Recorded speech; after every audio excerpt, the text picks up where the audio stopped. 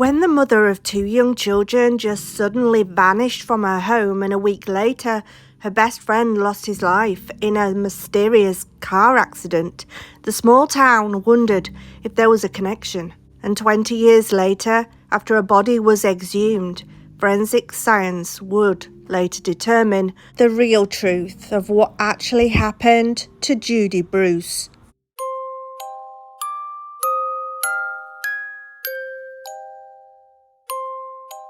It was winter in Ohio, and Charles Mill Lake looked peaceful. But in the summertime, it was a hive of activity.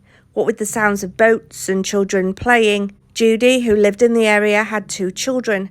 She had met a man called Larry Bruce, and he worked for a roadway trucking business. Judy had been a stay-at-home mum. She was kind of introverted. She had a speech impediment, which made it difficult for some people to understand what she was saying, and this made her quite self-conscious. So she didn't socialise much outside the family, but after having corrective surgery to her cleft palate, it changed her life in so many ways. Judy started to learn to drive, she got a job, and her confidence started to really improve. She worked at a local hospital as a cleaner and quickly made friends there. But everything changed on November the 2nd, 1978. Judy had been unwell the day prior, and still feeling unwell, she was laid up in bed. Her daughter recalled looking through the door and seeing her mother laid in bed as she got ready for school. That morning, Larry got the kids up and ready, and as they stood at the bus stop with their friend close to their home, Larry drove past waving to them as he went to work. But later that day, when the children arrived home from school, they looked around the home for their mother. It was strange that she wasn't there. She was sick, so she was supposed to be at home. When Larry got back from work, he looked for Judy too, and concerned, he called the police to report her missing. It appeared the only things missing from the home were Judy and the clothes that she had been seen wearing. Her car was still on the drive, her purse and prescription medication were all at home, and there were no signs of forced entry or a struggle.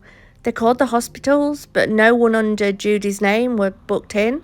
After police searched all night for Judy, the following morning they made an unfortunate discovery. Judy had been found dead in a deserted Girl Scout campground and along a creek, just a few feet away from a newly paved road. Judy had been found wearing her pajamas and had been wrapped in a blanket.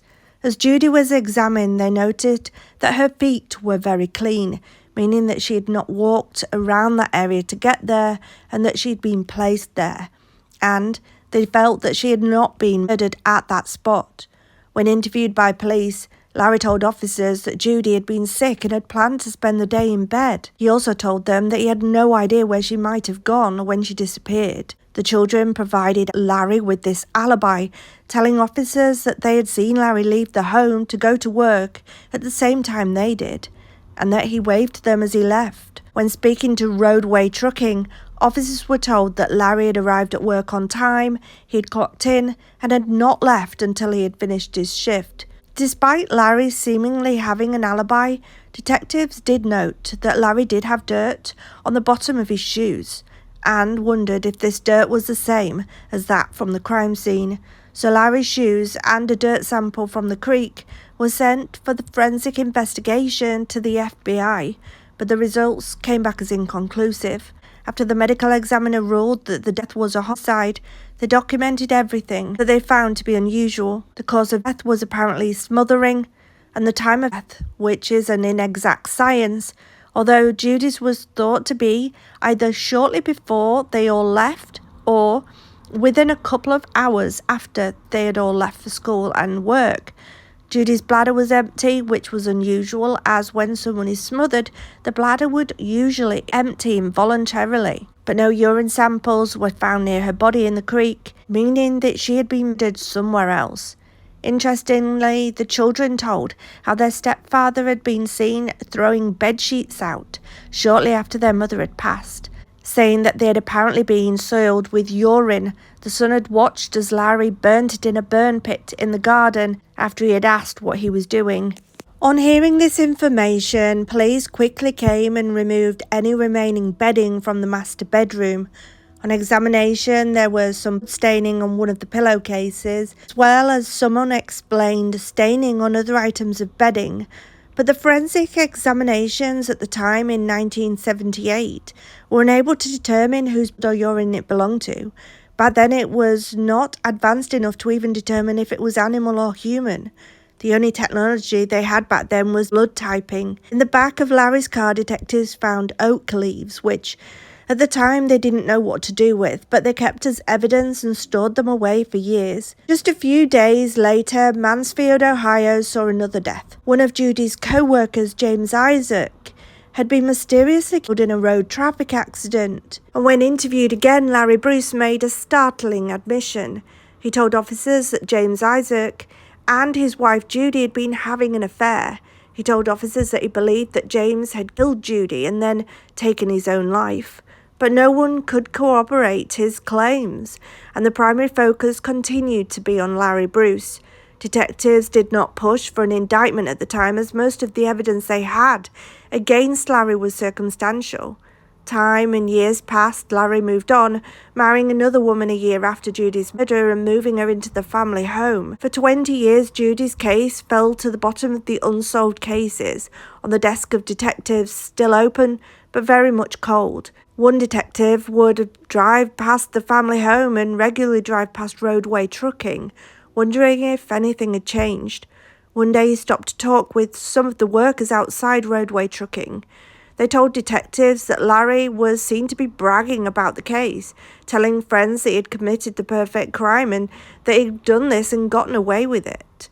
A cold case group of detectives decided to look deeper into Judy's case, hoping that forensics may be more advanced to help with the investigation and eventually bring whoever had done this to Judy to justice. By the year 2000, police in Mansfield had a total of 17 unsolved murder cases sat on their desks. The local officials started to grow impatient, pushing to have these solved and questioning what officers were doing to solve them. After setting up this cold case unit, detectives got to work looking into Judy's case. After reviewing all of the statements and the photographs, they started looking at the oak leaves found in the back of Larry's car. One of the detectives found a scientist that had pioneered plant DNA analysis in Arizona. They wanted to know, did this oak leaf come from the tree next to where Judy's body was found? Unfortunately, too many years had passed and scientists were unable to extract any DNA from within the leaf. The next phase was to retest the stains on the bedding. DNA analysis did not exist in 1978. It determined that there was semen on the bed sheets. One stain matched Larry's DNA, but the other did not. Larry had accused his wife of having an affair with James Isaac, a co-worker from the hospital. So detectives were able to gain a court order to exhume James Isaac's body for DNA testing. And when they tested the stains on the bedding against James Isaac's DNA, it was not a match. And that semen stain remained unidentified. And with that, officers were unable to determine or find any evidence to suggest that Judy had ever had an affair, including with this James Isaac. Detectives then asked a senior research microscopist to assist the dirt from the bottom of Larry's shoes to see if there was a match to where Judy had been found. Using a polarized microscope, he looked at the mineral grains. Their appearance, their colour, the dirt around Larry's shoes did not match the dirt around Judy's body, but the light identified a previously undetected clue. The dirt from the shoe contained calcite, which is a calcium carbonate, possibly from limestone, and often found on roadways, roadbeds. Near Judy's body, a road had been laid only days before her body was found. It had been laid with new limestone gravel, and this was the first potential link between Larry Bruce and where Judy's body was found. Next, detectives sent the trunk liner of Larry's Cadillac and the blanket Judy had been wrapped in to the coroner's office for forensic examination. they discovered that the 3 different types of fibers that made up the trunk liner were also found on the moving blanket that she had been wrapped in. They used infrared energy to pass through the fibers to test if they were an exact match. The 3 fibers found on the blanket were synthetic rayon, and the 3 fibers found in the trunk liner were also synthetic rayon. Over 2 decades after Judy's death, Larry Bruce was arrested on charges of murdering his ex-wife Judy Bruce. Prosecutors also learned that Judy had been keeping a dark secret, a secret that they would unearth at trial, something that Larry Bruce did not want to come to light. After 23 years after Judy's murder, her ex-husband stood trial. Judy's son was the first witness. He had gone into the bedroom that morning to get a permission slip signed. His stepfather jumped off the bed quickly to sign it for him. As his mother lay in bed, no movement. She didn't even stir, which was really unusual, as she always wanted to know what was going on.